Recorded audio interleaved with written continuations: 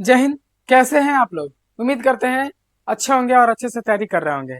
ठीक है, हम लोग आज एनसीईआरटी जो गणित प्रश्नावली क्लास 10th प्रश्नावली 2.1 है उसे देखते हैं। हम लोग प्रश्नावली 1.1 से प्रश्नावली 1.4 तक देख चुके हैं। इस चैप्टर का नाम है, और दूसरा चैप्टर है जिसका नाम है बहुपद, पॉलिनोमियल। ठीक है, सबसे पहले हम लोग समझेंगे इसमें क्या कि बहुपद किसे कहते हैं। ठीक है, बहुपद किसे कहते हैं? तो बहुपद कहता है कि जिसमें चरों का जो घातांक है वो यदि पूर्ण संख्या हो तो बहुपद कहलाता है। ठीक है, सबसे पहले हम लोग समझेंगे क्या कि चर किसे कहते हैं। इसमें एक एग्जांपल देख लेते हैं, जैसे में 2x स्क्वायर है। ठीक है, तो ये यहाँ पे जो चर है इसका क्या है, घात है, वो पूर्ण संख्या है, इसलिए क्या है, बहुपद होगा। यहाँ पे आप समझते हैं चर किसे कहते हैं। तो जिसका मान बदलते रहता है उसे चर कहते हैं, और जिसका मान नहीं बदलता है उसे अचर कहते हैं। देखिएगा, इस समझिएगा, इसमें ए बी सी डी इस तरह से जेड तक होते हैं, और इसमें 1 2 3 मतलब गिनती जो भी होते हैं वो होते हैं। ठीक है, इसमें आप कोई भी ले सकते हैं, और इसमें ए से जेड तक ले सकते हैं। अब चर का मान बदलता है, अचर का मान नहीं बदलता है, इसे समझते हैं सबसे पहले।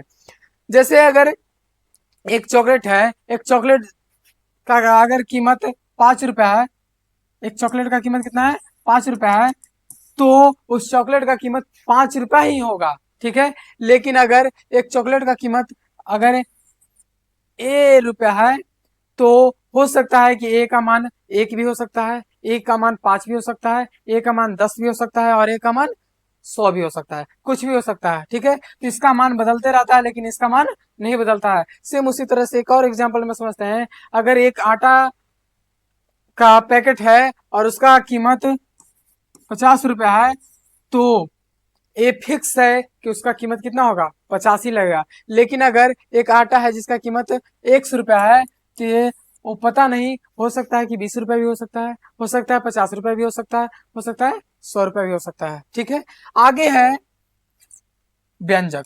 व्यंजक क्या होता है, कहता है कि चर और अचरों के गुणनफल से जो प्राप्त होते हैं उसे व्यंजक कहा जाता है।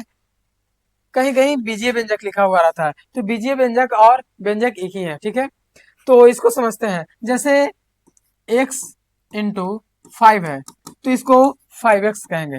ठीक है, इसे क्या कहेंगे, 5x कहेंगे। यहाँ पे देख पा रहे होंगे कि चर और अचर मिलकर अचर और चर की तरह से मिल गए, और वो क्या बन गए, व्यंजक बन गए। तो चर और अचर के मिलने से जो बनता है उसे व्यंजक कहा जाता है। ठीक है, आगे हम लोग समझते हैं कि कौन सा बहुपद को कैसे पहचानेंगे। तो कहता है बहुपद पहचानने के लिए सबसे पहले हम समझेंगे, बहुपद बताए थे कि जिसका घात जो है, चरों का घात जो है वो पूर्ण संख्या होना चाहिए। पूर्ण संख्या कहें तो प्राकृत संख्या में शून्य को शामिल करने से जो संख्या बनता है उसे पूर्ण संख्या कहते हैं। या तो घात शून्य हो या 1 2 इस तरह से हो, तो जो भी होगा वो कैसा होगा, बहुपद होगा। तो बहुपद पहचानेंगे, देख रहे हैं कि चर का जो घात है वो कैसा है, पूर्ण संख्या है, इसलिए बहुपद होगा। इसमें भी देख रहे हैं कि जो चर है उसका घात पूर्ण संख्या है, ये भी बहुपद होगा।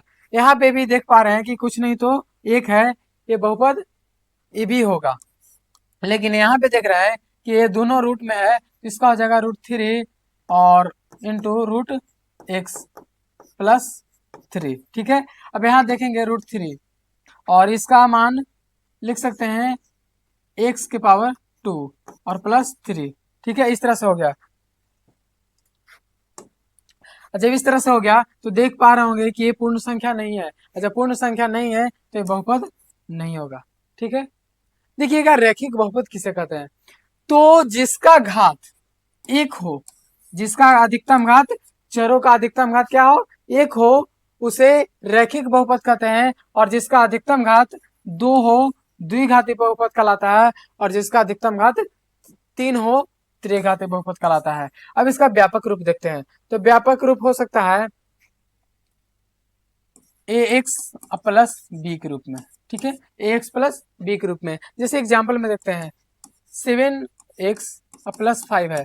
ठीक है, तो इसमें देख पा रहे हैं कि इसका अधिकतम घात जो है चरों का वो कितना है, 1 है, इसलिए रैखिक बहुपद होगा। ठीक है, और अगर इसमें आगे शून्य लग गया तो ये समीकरण में बदल जाएगा, अर्थात इस समीकरण को रैखिक समीकरण कहा जाएगा। लेकिन हम लोग अभी बहुपद पढ़ रहे हैं, ठीक है। चलिए अब इसका व्यापक रूप देखते हैं। तो A X square plus B X plus C के रूप में होता है, ठीक है। एग्जाम्पल में देखते हैं तो 3x square plus 2x plus 5, ठीक है। अब देख पा रहे हैं कि इसका अधिकतम जो घात है वो कितना है, 2 है। और जब अधिकतम घात 2 है तो ये द्विघाती बहुपद कहलाएगा। लेकिन अगर इसके बराबर में शून्य होगा तो ये द्विघाती समीकरण हो जाएगा, ठीक है। चलिए आगे हम लोग देखते हैं त्रिघाती बहुपद। त्रिघाती ए एक्स क्यू, इसका व्यापक रूप होगा A X cube plus B X square plus C X plus D, इस रूप में होगा। एग्जाम्पल में देख लेते हैं, एग्जाम्पल कुछ भी हो सकता है। 3x Q plus 4x square plus 5x plus 6, इस तरह से भी एग्जाम्पल ले सकते हैं। ये जो हुए वो रैखिक हो गए हैं, ये द्विघाती और ये त्रिघाती। आगे इसमें समझते हैं। क्वेश्चन कहता है कि किसी बहुपद px के लिए y बराबर px का ग्राफ नीचे आकृति 2.10 में दिया है, ठीक है। प्रत्येक स्थिति में px के शून्यकों की संख्या ज्ञात करें। अगर ग्राफ में हो और शून्यक निकालना है x के लिए तो x अक्ष पर जितने बार टच करेगा, जितने बार काटेगा, वो उसके शून्यकों की संख्या होगा, ठीक है। तो हम लोग देख पा रहे हैं इसमें जो है x अक्ष पे एक बार भी नहीं काट रहा है, इसलिए इसका शून्यकों की संख्या कितना हो जाएगा, शून्य हो जाएगा। शून्यकों की संख्या शून्य हो जाएगा, ठीक है। आगे हम लोग देखते हैं कि इसको एक बार काट रहा है, इसलिए इसके शून्यकों की संख्या यहाँ पे लिख लेंगे।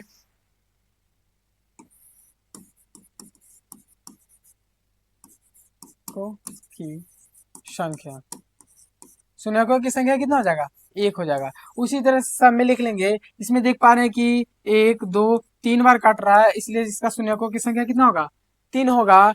यहाँ पे देख पा रहे हैं कि 2 बार काट रहा है, इसलिए शून्यकों की संख्या 2।